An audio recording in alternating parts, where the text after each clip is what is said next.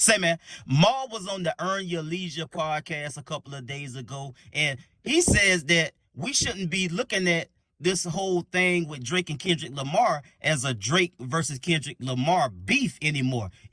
We passed that. You dig what I'm saying? We should be looking at this from a different perspective in terms of Drake against the system when it comes to these lawsuits that Drake has filed against Universal Music Group. You dig what I'm saying? And also, Timbaland has responded to Drake unfollowing him, and he has an interesting explanation for the reason why he posted what he posted. Let's get to the content. About it. I don't care what the barbershops are talking about. Yep. If I just sue Universal for $2 billion in my masters and I won, I'm just looking at it like people have to stop being so surface with the shit and saying, oh, Drake is mad that he lost, just take the L. Cool. Y'all are talking about a rap battle. This is not the URL. We talking about the business battle. Yes. Not URL. No disrespect to URL and smacking all them. Those are I support those guys. But this isn't that. This isn't a rap battle. This is Drake versus Universal Music Group. For anybody that doesn't understand what that is, financing both sides of the war. They're financing both sides of the war, and they're in business with the streaming platforms. Yes. So people got to pay attention. Let's speak to that. Whoever you feel like won the rap battle, bro, salute.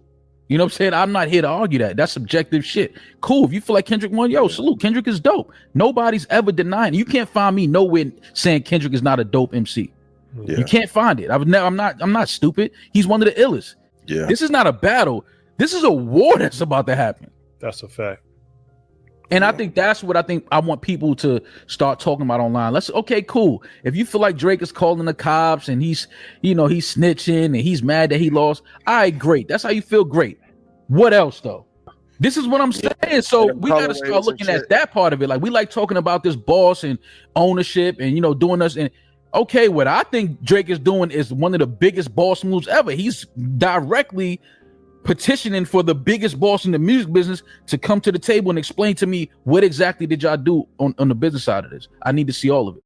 Now, this Timbaland and Drake situation dovetails perfectly with the point that Maul was just trying to make. Now, first, let's get Timbaland and Drake out the way. You dig what I'm saying? Because apparently Drake had unfollowed Timbaland because Timbaland posted a meme comment underneath somebody else's post that read this: not a rap battle, but if he would have won the rap battle, he wouldn't be suing. Make it make sense. You can't create a storm and cry when it rains. Timbaland posted a meme comment underneath that post that had this white guy with an expression on his face, and he was shaking his head. Now, as I got into it, Timbaland had got some type of flack behind this meme comment because people are saying it was anti-Semitic. Apparently, this is a older white Jewish guy shaking his head in this meme. I didn't read that much into it, but that's what they're saying. So Timbaland had came back and posted why he posted what he put up. He said that head shake means let the story play out. Maul might be on to something. They say you have to destroy to rebuild, but this is after Drake had already unfollowed him, and I don't know if Drake will follow him back. Drake is petty, man. You dig what I'm saying? He got a hold to this some kind of way. I don't know if he was comment creeping or somebody on his team seen it and sent it to him. He didn't like it, so he unfollowed Timbaland. Okay, so now let's get to Maul's perspective on how we should be looking at the whole Drake versus Universal Music Group and the lawsuits about the payola and the bots and doing all of this, geeking up the streams and all of that. Okay, so I understand, and a lot of people that's tuned in to the culture and what's going on, got a basic general knowledge about how all of these things work. The big question is, to his point about how we should be looking at it, is, okay, Drake going against the machine, and he trying to sue, and that some are saying, reports are saying that it's upwards of $2 billion that Drake is going after Universal for, right? Okay, cool. You can look at it in terms of, okay, Universal has an issue with coming to an agreement with Drake about his contract, and how those negotiations are going, that's out of anybody's knowledge. You dig what I'm saying? As it should be. But also, the $1 million question is why he's so aggressively doing all of this stuff now. And it's also been some reporting that that Drake wanted Universal to kind of do something with Kendrick in terms of going after him in some sort of way, or trying to run some kind of game on Kendrick, but they refuse to do that. So some are saying, you dig what I'm saying, that allegedly this is why Drake is going after Universal, because they wouldn't do what he asked them to do in terms of trying to damage or hurt Kendrick's success or his production in what he got going on with his music. So I get the whole part about Drake, can potentially be the ultimate winner in all of this if things go his way. I also understand how critical it is for him if it doesn't go his way.